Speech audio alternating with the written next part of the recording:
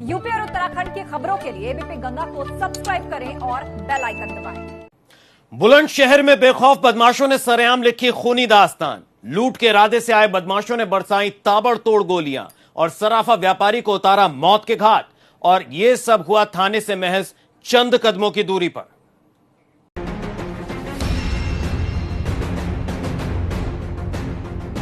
ये तस्वीर खौफ की कहानी बयां कर रही है बयां बदमाशों के बुलंद इरादों को। दिन का उजाला हो या फिर रात का अंधेरा, करती है सतर्क ये तस्वीरें कि बचकर है रहना। आपकी सेवा में सदैव तत्पर रहने वाली पुलिस को एक बार फिर बदमाशों की चेतावनी।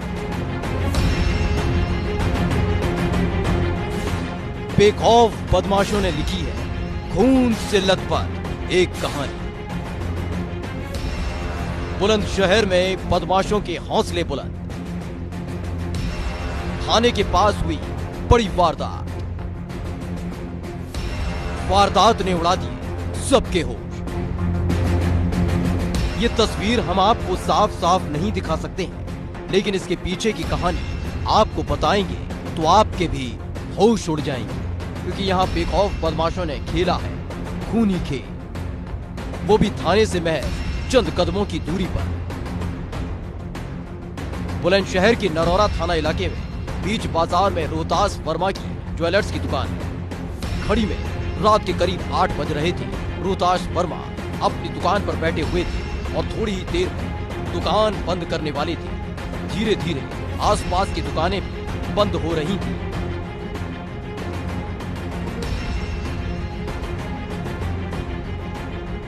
सर्द हवाओं के बीच जब सन्नाटा होने लगा तो रोहतास वर्मा ने भी अपनी दुकान बंद करने की तैयारी कर ली थी। लेकिन उसी बीच 3 ग्राहक उनकी दुकान पर पहुंचे। पहले जेवरात दिखाने की बात कहने लगे। दुकान बंद करने से पहले आए ग्राहकों को रोहतास वर्मा मना न कर सके और यही बात उनकी जान पर भारी पड़ गई। दरअसल जैसे ही रोहतास वर्मा जेवरात दिखाने लगे, तीनों ग्राहकों ने अपनी अपनी अंटी में लगी पिस्टल को बाहर निकाल लिया और फिर शुरू की लूट की वारदात। रोहतास वर्मा को समझ पाते उससे पहले ही सन्नाटे का फायदा उठाते हुए तीनों बदमाशों ने उन्हें घेर लिया और लूट की वारदात को अंजाम देने लगे। अपने ही सामने अपनी ही दुकान को लुटता देख रोहतास वर्मा चिल्लाने लगे और लुटेरों का विरोध करने लगे, जिसके बाद हुई एक वारदात जिसमें दुकान में ही खेला गया खूनी खेल।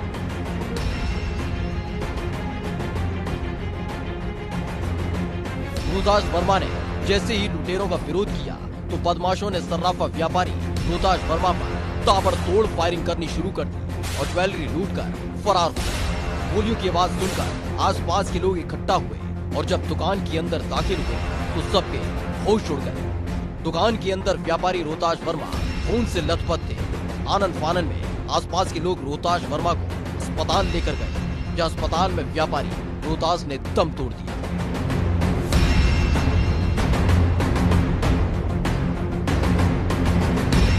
मामला ये 8 बजे करीब बदमाश आए, बताए 3 बदमाश को बताया जा रहा है। बेटा भी साथ बैठा। मैंने बेटे से बात करी तो फायर की आवाज़, मैं घर पे था तो हमारे बेटे का फोन, बेटा भाग के पहुंचा और रोहतास की गोली मार दी। तो मैं इधर भागे। जब तक हॉस्पिटल ले जाने की तैयारी हमने करी हॉस्पिटल में, फिर थाने पे 100 नंबर पर कॉल कर रहे हैं, 100 नंबर लगा नहीं। फिर मैं थाने में जाके इंस्पेक्टर साहब को इन्फॉर्म किया, साहब इस तरह बदमाशों ने गोली मार दी और चौराहे की तरफ गए हैं मोटरसाइकिल से। तो ये में हॉस्पिटल पहुंचे। हॉस्पिटल पर डॉक्टर से बात करी हमने।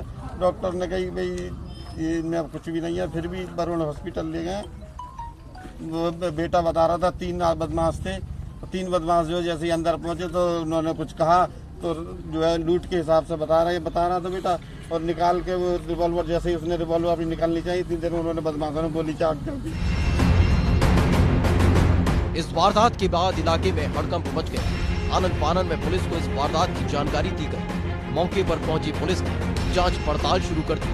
साथ ही आसपास के लोगों से पूछताछ शुरू की और सीसीटीवी फुटेज अब खंगाल रही है, जिससे बदमाशों का पता चल सके।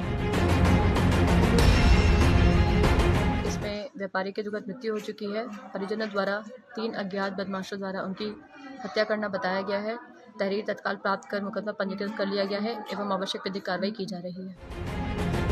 पुलिस एक तरफ जांच पड़ताल में जुटी है, लेकिन पुलिस की कार्यशैली पर सवालिया निशान लग रहे हैं कि क्या पुलिस का खौफ बिल्कुल खत्म हो चुका है, क्योंकि इस वारदात को नरौरा थाने के पास ही अंजाम दिया गया। चीख पुकार से लेकर गोली चलने तक की आवाज पुलिस वालों को सुनाई नहीं दी, क्योंकि इस घटना के बाद परिवार वाले पहुंच गए। उन्होंने ही पुलिस को सूचना दी, तब जाकर पुलिस घटना स्थल पर पहुंची।